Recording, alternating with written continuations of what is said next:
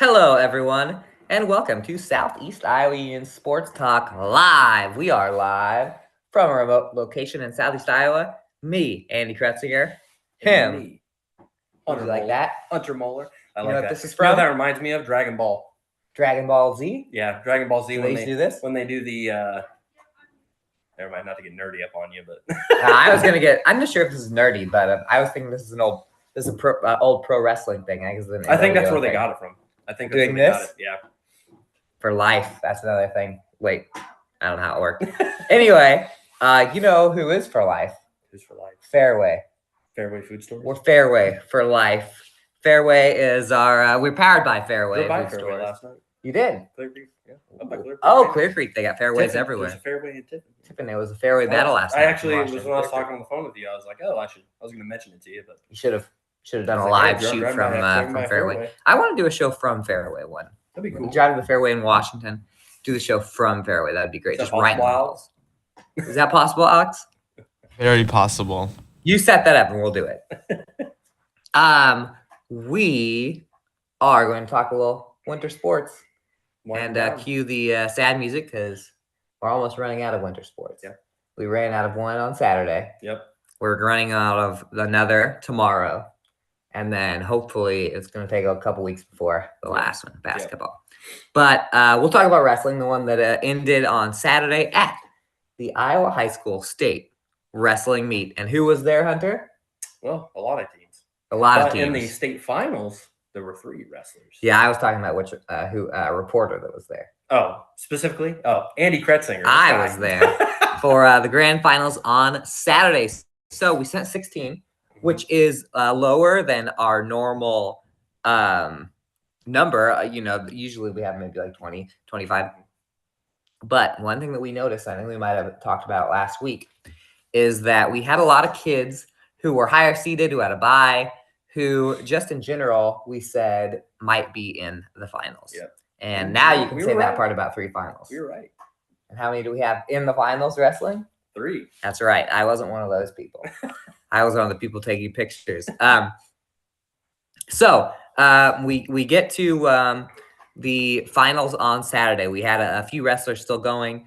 And the 3 that were in the finals, Fairfield's Cale McCabe, 106. Sophomore. His first finals. Well, it was all their first finals. 190 in Class 1A, we had Loudon Housingay. Mm-hmm. And at 285, the last match of the night, Russell Coyle of Columbus WMU, 2A, 285. Yep. It was I had the full workload because Cale was at 106, Russell was at 285. First match, last match. Wait till the very end. Yep. I was very happy when Loudon made it later on because we already knew that that Cale and Russell were going from the 2A. Mm-hmm. Because then I was like, all right, there's something. Put a nice middle. There's something in the middle. I mean, I talked to a lot of the wrestlers. We'll get to that. They were on the podium in between, so it wasn't like I was just sitting around in the back. But the bad news. What was the bad news about the finals? They were all facing number 1 ranked opponents. They were all facing number 1 ranked opponents, undefeated. And yeah, I don't think any of them had losses. So they weren't favored. Neither of the 3 were favored. But a couple of them put up some pretty good fights. Cale was first. Mm-hmm. And he had. Let me go ahead and pop in the Cale and Kaysen story. So Cale goes through. He had a couple of tough ones. He had a 6-2 win. He had a 3-2 win in the quarterfinals against Union LaPorte City's Coy Mellert. And then he won pretty handily against Uriah Quarter of Nevada on Friday. That put him in his first championship ever. This is his first podium ever. He was there at state last year, but he did not place. And he went against Clayton Peralta of Mount Vernon, who was number 1, who is a senior at 106. A 106 senior, that is not very common. Mm-hmm. Usually, you start at 106 when you're a freshman or sophomore, if you're that, if you're a lower weight, and you eventually gain enough weight to go, seniors are like Marcel Lopez when he won 4 state championships. Like he eventually went up like 126. 126, I think, maybe 132. And McCabe was 113 last year. And he went down to 106. That's right. But this kid he went against, he was all of He 106. looked like he was pretty built too for 106. Yes, he walked out. I was like, this dude is a dude, and and he got an early takedown on Kale, and then Kale was never able to get his offense. It's one of those things where at the state championships, when the guy you're covering or the guy you're cheering for goes down early, it just feels like the match goes whoosh, like it just goes so quick. Everyone's like on the same level, if not higher. So Yes. It's like, Yes. So it ended up a 7-1 win for Peralt. So McCabe gets second, but that's a jump from not placing to second place before he. And he's only a sophomore. And he's only a sophomore. Last week at districts, he said he wanted to get top 3. Obviously, it was disappointing when he got second once he was actually there. Yeah. But there you go. And then Fairfield had 5 at the state meet. Kason Miller, who lost his second match of the weekend, wrestled all the way back to the third place game or the third place match. He did lose the third place match to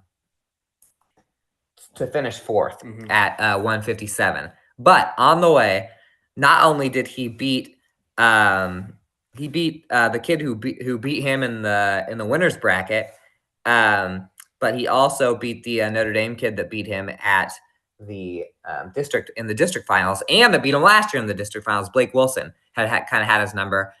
So revenge, back-to-back revenge matches for Kason. He does end up getting 3rd place. That's his first podium. So he's been there 3 times. Hadn't been on the podium. Kale was there last year, wasn't on the podium. Now all of a sudden Fairfield's got a 2nd place finisher and a 4th place finisher. Pretty impressive to be returning a 2nd and a 4th place coming next year. They'll have a lot of expectations next year. Both of them said that the goal obviously at this point next year is to win the state championship. So very promising for Fairfield. They had 3 other guys there. Carter Moore and Dre Smithberg and Dane Burkhart. They only won 1 between them. Burkhart won 1. The other 2 went 0-2. So that's how your 5 Fairfield Trojans did. There was 1 Washington Demon. And he had a similar route that Kason Miller did. Aaron Boone, who I went to the grand final, and I'm going to show you this picture, Hunter. Wow. I went to the grand final, and so the Gazette photographer, Savannah Blake, was there. She got pictures, of some of the kids that we needed, and one of them was Aaron. So I get the picture, and he has got a full-on mask. Yeah, I see that. A full-on. He looks like a pro wrestler. It's like cool, like it's got orange around it, Washington orange around it, but then it's black on the top there. He had a bad cut right here on the nose. Really? And he was wearing the mask, he said, because it kept getting torn open, which clearly, if you're like, when you see it, here, I'll show you, and you guys can go through on the, it's kind of zoomed out here. But it looked like it was pretty easily going to get split open. So despite having to wear a mask, which I'm not sure if he's ever, wrestled a mask. I've never seen him. He was able to wrestle all the way back to the 3rd place match at 2A132. He ends up getting 4th. He lost to Cade Bloom, who was not only the defending champion, but was the champion at 132. Only 3-0 in the winners bracket. And Caden Diefenbach, who's actually a Mount Pleasant kid who does wrestle for Notre Dame. There's the 2 of them together. You people at home can't see me showing you these pictures, but it's like we're having our own little moment together. He finished 2nd, and so that had a potential of being a big match. But only 2 of those 4 are less than a senior. So obviously, Aaron Boone's a junior.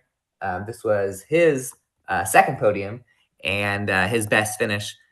So despite Washington only getting 1 person at state, that's the best Demon finish for a while there. 4th place for Aaron Boone.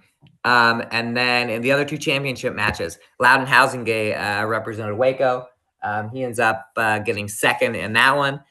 And hey, there I am live on our website. And Gage Samo got 6th. So Waco ends up with a 2nd place finish and a 6th place finish. That gives them a lot going forward to next year. One thing I was interested that Loudon said after his match, because he lost to the 1 seed, is that he's weighing in at 180. He's about 10 pounds less than a lot of these kids that he's wrestling against, but you can kind of tell he's tall and more lanky. He's like 6'4". I was telling you about that. Yeah. Where these kids are 190 or more, a little more compact. Yeah, exactly. And so he he says he's going to try and bulk up a little bit to be close to that 190 mark. And then Russell Coyle at 285, he was wrestling a kid that he actually wrestled last year in the consolation semifinals and lost to. The night before in the semifinals, he beat Paul Ballard of Albia, who I watched at the Fairfield District, and he was like a monster. The Albia kid's got like the solid straight mustache going. He looks like a professional wrestler, and he beat Russell last year in the I think the 5th place match. But this year Russell beat him in the semifinals to get to the championship. Couldn't beat Muller was the kid that he faced in the championship, the 1 seed in 285 2A, and Russell ends up getting second in that one. So, but all 3 decisions, but all 3 were 5-6 point losses. As I said, Sambo for Waco got 7th or 6th. Luke Guzman from Highland got 7th. So we had a few on the podium. No winners. No winners this year, but we don't always get winners. Say we saw a lot of improvement though. Yes. Looking at last year, we could kind of tell like who was going to kind of make a jump, and I think we kind of saw like pretty much everybody that made it last year, made a jump in the state standings this year. I'd have to go back and see the percentage of the kids from the Union areas that went to state getting on the podium had to have been pretty. Well, I remember 2 years ago, I think Kason Miller was the only kid from the Union area to make. From the big schools, yeah, from Washington, Fairfield, and Mount Pleasant. That's correct. Now it's like everybody is that's wrestled in those kind of 3 schools has gotten better as years have gone on. So so a lot to look forward to. I mean, next year we have multiple guys that will be competing for a state championship because a lot of those guys are younger. One other thing, I got to see Mark Cherry get his award. Oh, yep. He actually sent me another picture today. But his grandson was there. He immediately took his award plaque and gave it to his grandson. So there's a picture of that in the newspaper. Check that out, all you New London fans. He was entered in the Hall of Fame. I think the sixth coach from when Cherry started coaching at New London that was in the Super Conference to now be in the Hall of Fame. That's wild. Yeah, there's not that many. I mean, there are a lot of Super Conference teams, but that's like almost half. Pretty cool there. So that's it for wrestling. Yeah. We're done for wrestling for the 2023-24 season. But we got a little basketball, a little bowling. We're going to jump to some basketball after this commercial break. So enjoy our sponsors, and you'll find out what we did yesterday. Mm-hmm. Federation Bank is a locally owned bank providing award-winning customer service.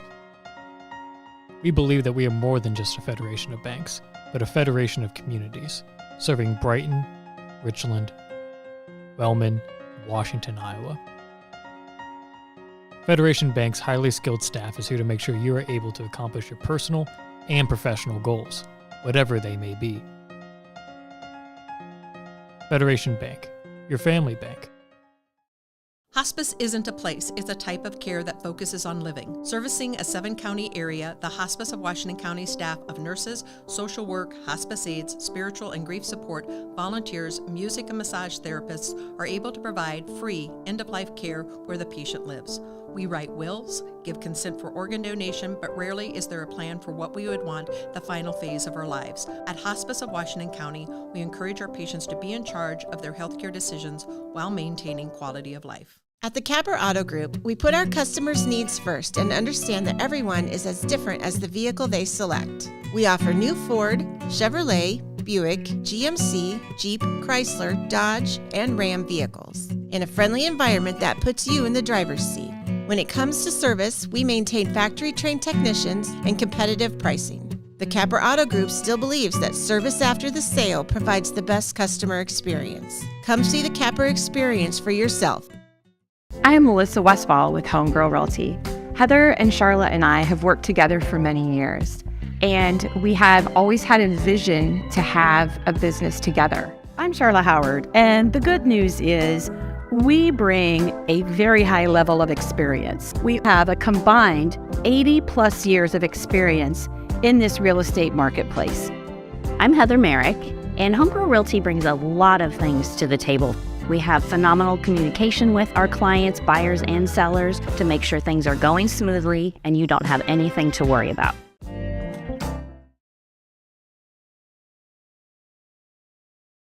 Started the countdown at 5. We were talking about the music over here. What show are we on? That's right, Sally's Diving and Sports Talk, powered by Fairway Food Stores.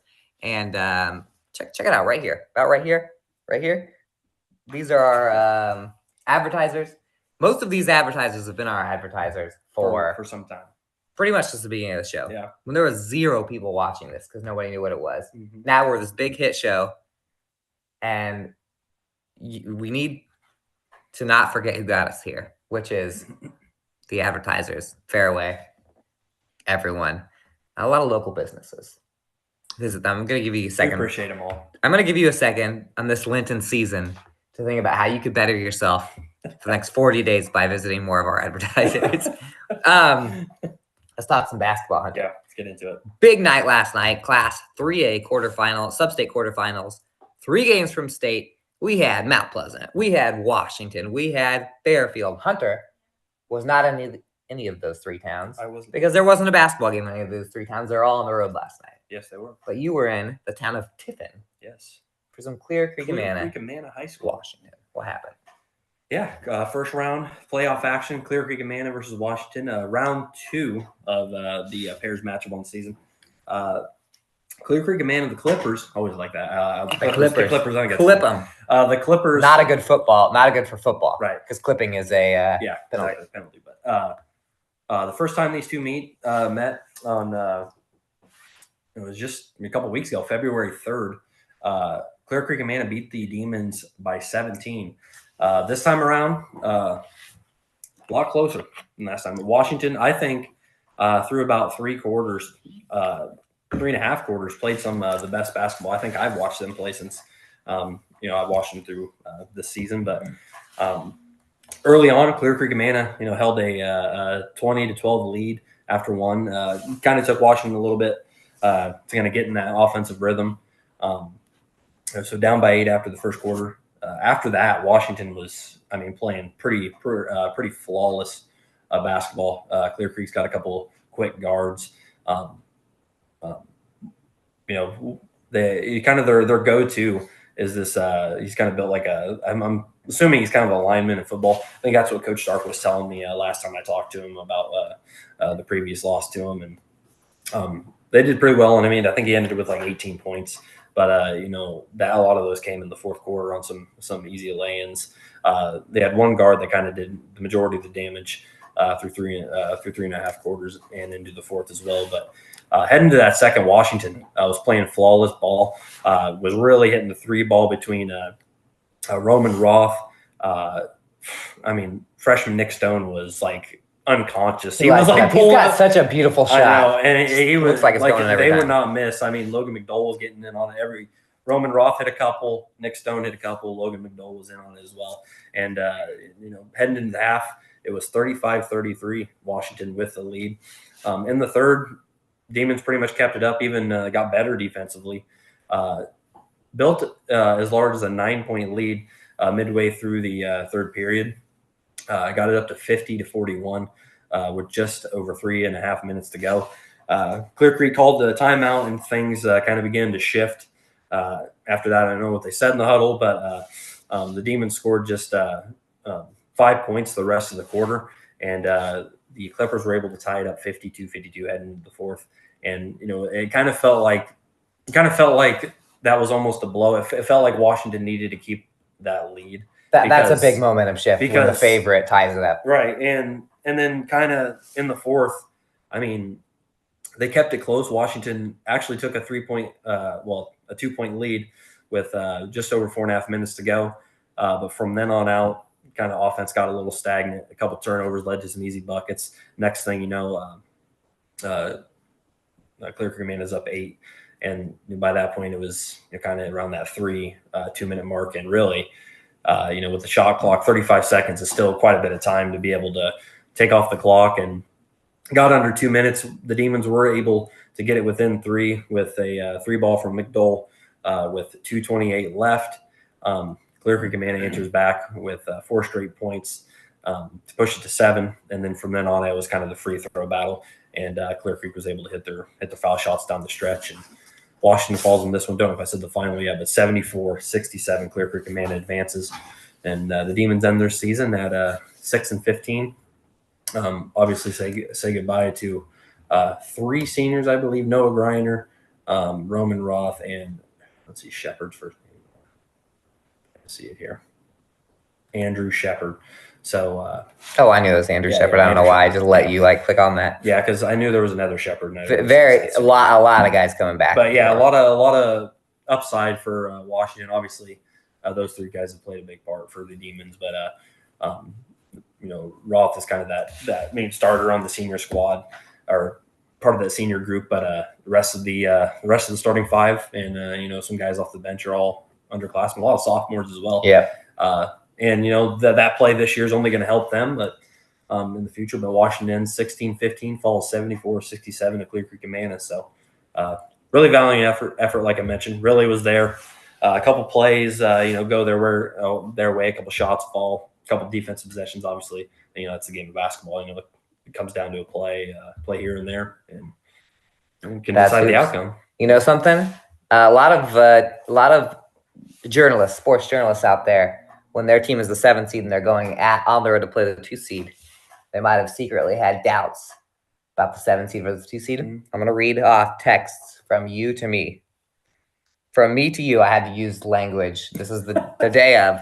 I had to use language for your young brain. So I said, low key, I think Washington could upset Clear Creek tonight. You said it's going to be a very good game. So we were all ready for Washington to you could kind of feel that might be happening. Mm-hmm. And then obviously I was in Keokuk, you were in Clear Creek, but we were kind of following each other's scores. So we had a little excitement there. I think we were going to have. So I'll move on. As I said, I was in Keokuk. The grudge match between Washington and Keokuk, or between Mount Pleasant and Keokuk, two teams that battled for the Southeast Conference Championship. There's a little upsetness, I guess, that Keokuk got to host this game. They're the 4 seed, Mount Pleasant the 5 seed, though Mount Pleasant technically had the better year, but Keokuk beat them by a lot at Keokuk. Probably the worst game of the regular season for Mount Pleasant just a couple weeks ago. The Panthers once again struggle at Keokuk. Something about that gym, whether it's the stands circling around or the student section or the music played beforehand or something, just gets Mount Pleasant out of a groove. And Keokuk 60-42 winners over Mount Pleasant in the 4-5 game. It was a lot closer than an 18-point game. In fact, after trailing by 8 in the first quarter, Mount Pleasant cut the lead to 2 at halftime, 28-26.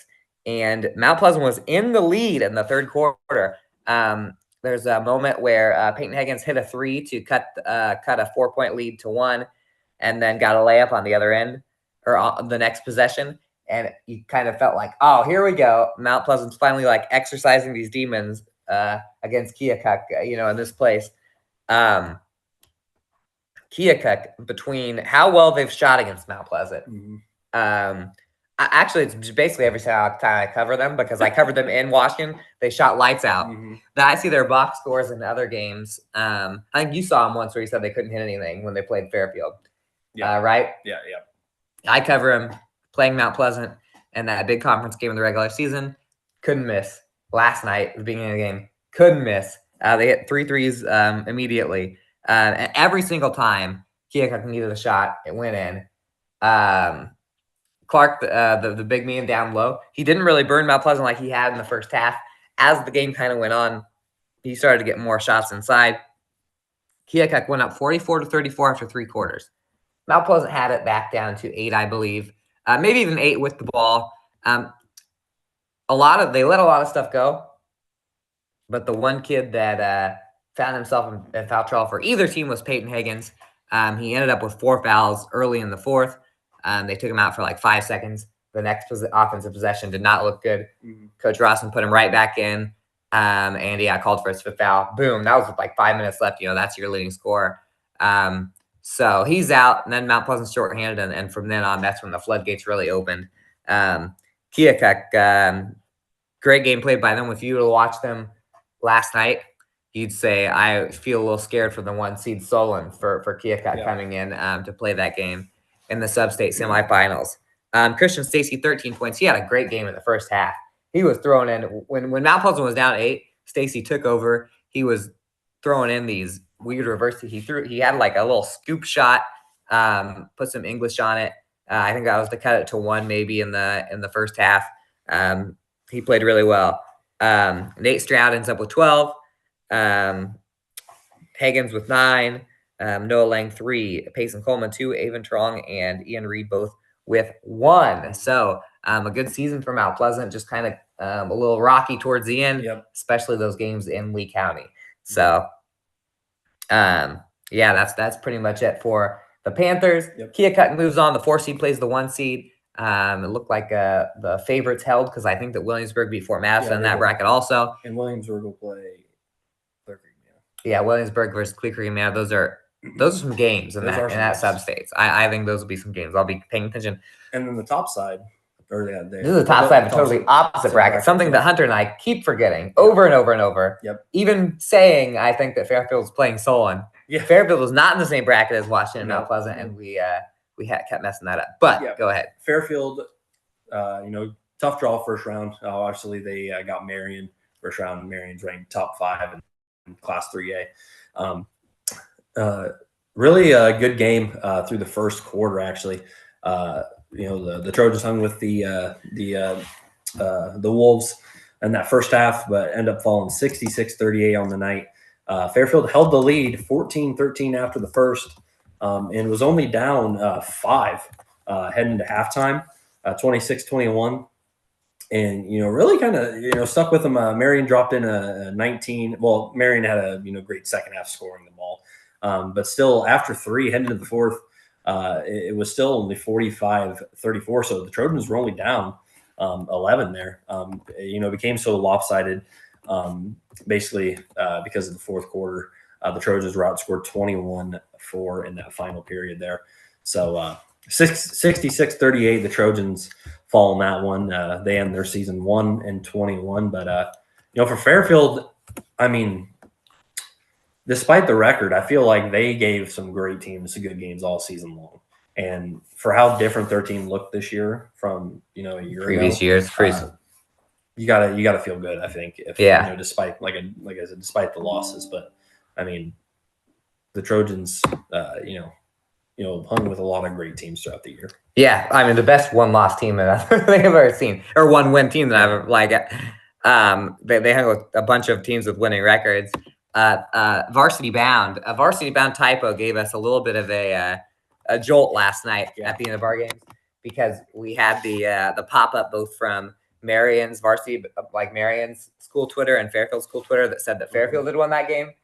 And but then we thought, oh man, is that just switched? And it totally was. We have 2 big basketball games tonight. And should you let's roll through real quick the teams that fell at the end of last week. I'll go first really quick. Winfield. This is not a team that fell.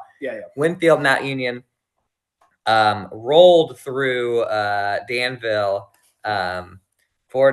60-42, I believe, was the final in that one. Or did I just mix that up from the score last night? 61-40, almost the exact same thing. I have some notes here. See that, Hunter?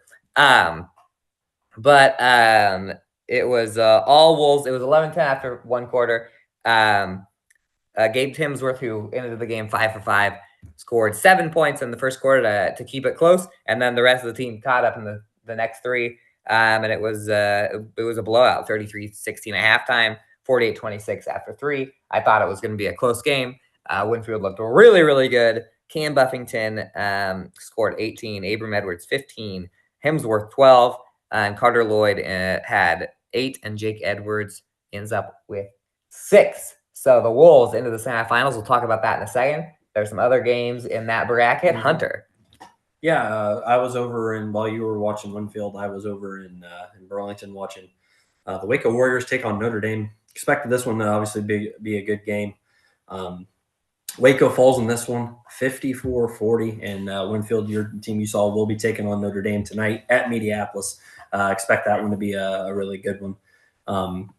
A little rematch of last year's second-seeded Southeast Conference tournament. Yes, last year because of a snow day. Winfield Mount Union and Notre Dame played each other in the playoffs in girls basketball and boys basketball back-to-back. That was a monumental night. That was a monumental night. But in this one, just real quick, basically, just a struggling shooting night for the Warriors. They ended up hitting only 11 field goals in the game, 5 in the fourth quarter. 5 of which came in the fourth quarter. The second half, they just kind of really struggled to shoot the ball. Let's see here. It was 20-14. Waco led at the half, but then the shooting struggles just kind of hurt them.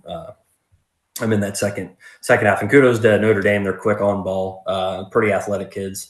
So they were able to kind of match, despite not having sizes, Waco, they were kind of able to match or make up for that with like athleticism and, quick guard play. So, Waco Falls ends its season 18-6. A lot of great ball players going to be gone from that squad next season. Yep. So there's that one. Our final girls team that we had was Columbus. Their seasons ended against North Mahaska. Obviously, North Mahaska, kind of the favorite in this one. North Mahaska kind of been a powerhouse the last couple of years. 61-22 loss for Columbus. Just run through here. Kyoto, obviously, is our Winfield, and Kyoto are our last two teams remaining. Kyoto will take on Gladbrook Rhinebeck up in Benton tonight for a shot at a bid to the state tournament. They down North Tame pretty handedly, 87-62. So they move on. And then Hillcrest Academy played Thursday night, and they lost in a kind of a back-and-forth battle to Maquoketa Valley, 59-46. I think that was like a 7-point game in the final couple minutes, if I remember correctly. Yeah, Either Hillcrest or Mid Prairies was maybe. Yeah. It was a tight one. Mid Prairie was really close. This might be one thing. Yeah, Mid Prairie. Mid Prairie made it to Thursday night as well into a Region 5 second round. They matched up with Eddyville, Blakesburg, Fremont, and the Golden Hawks fell to the Rockets 73-61. And as you mentioned, this one was pretty close. It was 57-52 after 3. Yeah. And then the Rockets, it was close up until that point, and then in the fourth quarter, they kind of extended it 16-9. They EBF outscored them in the fourth. So, So those are all our final scores from our, the final teams that were remaining last week. And like I mentioned, we've got Winfield taking on Notre Dame, Mediapolis, and Kyoto taking on Gladbrook Rhinebeck at Benton. Our winter sports coverage needs a win tonight. Yep. Because after the break, we're going to talk about bowling. But no matter what, bowling ends tomorrow. Yep. Wrestling ended. Columbus's loss ends girls basketball. Mm-hmm. So as Hunter said, Kyoto faces Gladbrook Rhinebeck. That's at Benton. The winner will play either Key or South Winneshiek. And the winner of the game tonight plays on the 24th, which is that Saturday. It's my sister's birthday. Happy birthday, 24th, which is, it'll be Holy Trinity or North Mahaska, who North Mahaska took down Montezuma, which was one of the teams that was kind of favored in that. 24th. Yep, that's on Winfield's side, Holy Trinity, North Mahaska. So Winfield is in Mediapolis tonight. Kyoto is in Benton. If they both win, they'll play on Saturday. Opposite games. They're in opposite brackets, so they could potentially both go to the state tournament. Yep. And there's a good possibility that they play each other for sure. Yes. So the winners will play in Winfield's bracket. They would be in Fairfield against Holy Trinity, North Mahaska.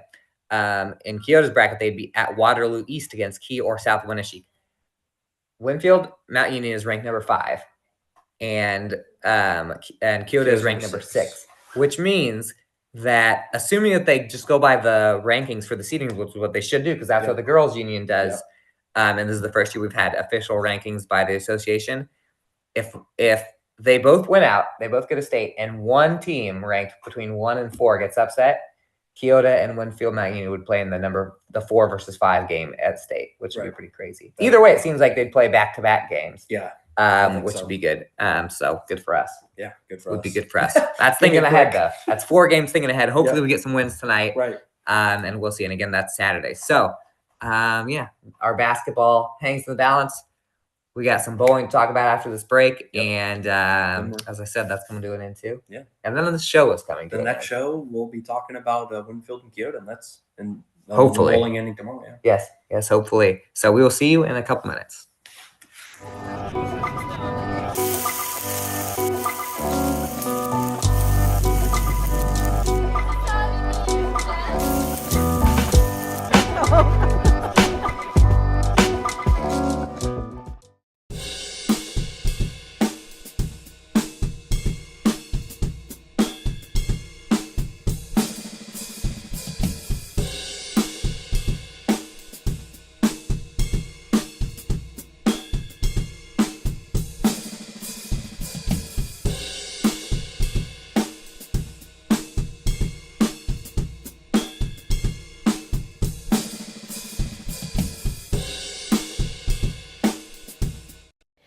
Five Star Community Credit Union, we want to help you lead a better life. We offer competitive rates and convenient appointment times for all kinds of loans: auto, recreational vehicles, home equity line of credit, holiday, and personal loans. We make it easy to build your credit and enjoy the good things in life.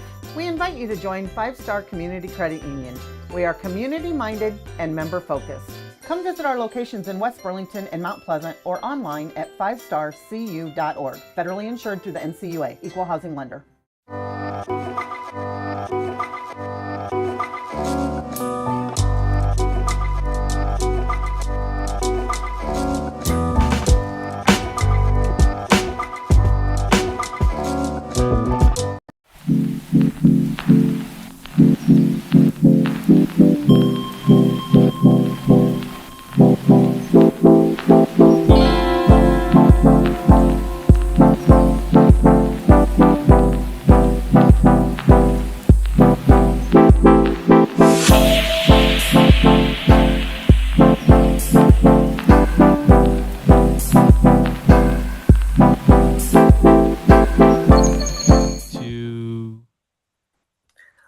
Welcome back to Southeast Iowa Union Sports Talk Live. And for the next couple of minutes, we're going to be your bowling capital of the world because we're going to talk about the state bowling meet.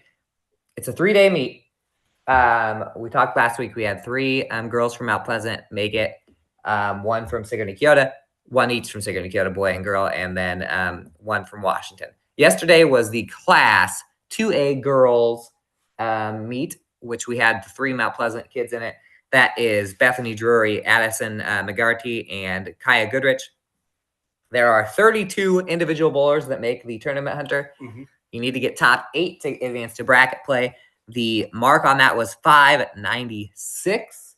Pretty darn good. Yeah. To get 596 in a 3-game span. The closest we had, Bethany Drury gets 20th place, which is a 529. So only 12 spots away from the top 8.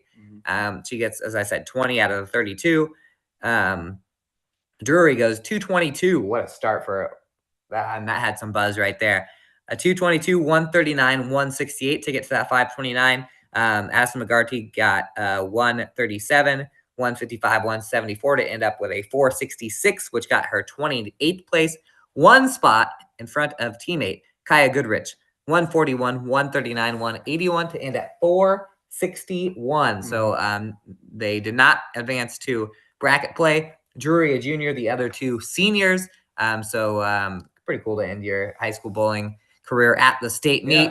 2 Keokuk girls, by the way, Jalen Kidder and Sophia Rule, both underclassmen. They're both back. Made the actually only 2 of the top 8 were seniors overall. Made bracket play, by the way, and Kidder was the state champion. She won the championship 205 to 179 over Brianna Musgrave from Denison Shellswig. I really love how they do the state tournament where the top 8 and then you bracket it out. I like that. And in fact, Sophia Rule got 3rd. So Keokuk got 1st and 3rd. Southeast Conference.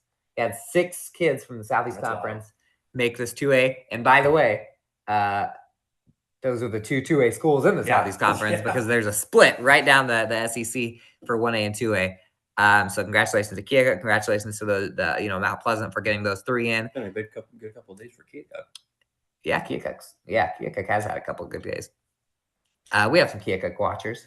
Yeah, we do. We don't technically cover Keokuk. They're just friends of the program because they're Keokuk's girls coach. You said that's right. Yep, definitely. Or he's from Mount Pleasant. What? From Mount Pleasant. Right? Oh, I didn't know that part. I thought you were telling. Oh, yes, he has family. Yes. Yeah. Anyway, the McGackey family. Yeah. Brody McGackey, one of my favorite Mount Pleasant athletes from like 4 or 5 years ago. Shout out, Brody, wherever you are. We have other bowlers. They will be going on Wednesday. That includes Washington's Caleb Zieglowski. This is all in Waterloo, by the way. And yeah, that's it. Clark from Sigourney Keota will be in the boys. And then on the girls' side, Montgomery from Sigourney Keota will be on Wednesday as well. So they're all going tomorrow. Nobody today. So that's it. Tomorrow ends bowling. We'll talk about that on Thursday. Tonight, hopefully, does not end basketball. Right. Worst day of the year when basketball ends. I know. But it also shows that the other March Madness, like college basketball, it all kind of strings together. So you have a lot of basketball to cheer for. So Can't wait for March Madness. I can't either. We'll do a bracket challenge for March Madness. Yep. Alex has a lot to live up for. Yeah. We will get Nikki brackets to make a bracket. Yep. Our He's old got producer. to see if he Does can. Alex know that? See if he can go back to back. Alex, I don't know if you know this, but last year we had a March Madness special. Yep. We made brackets and we had a Facebook group that had like 50 people, even some cheaters in it. Yeah, some cheaters. Some outside people. Some outside people that joined late. We'll fix that this year. You cannot join late this year. And our old producer, Nikki Brackets, Nick Steffens, was the champion. And we told we were going to get a trophy or a title belt, so I will not make that promise. Maybe we'll make like a virtual trophy that has his name, and then whoever wins this year name, kind of like one of those. I like that. Figured out. I like that. But as for today, that's it. That's it. Watch news break later today. Yeah. And right then, after this? Right Or, after, I don't know. no, I'll live, record it. so- Yeah. And we'll see you next week. Sorry for all the pro wrestling stuff, by the way. I said 3 pro wrestling things in the first block. Didn't realize it until Yeah, you're all right. later on.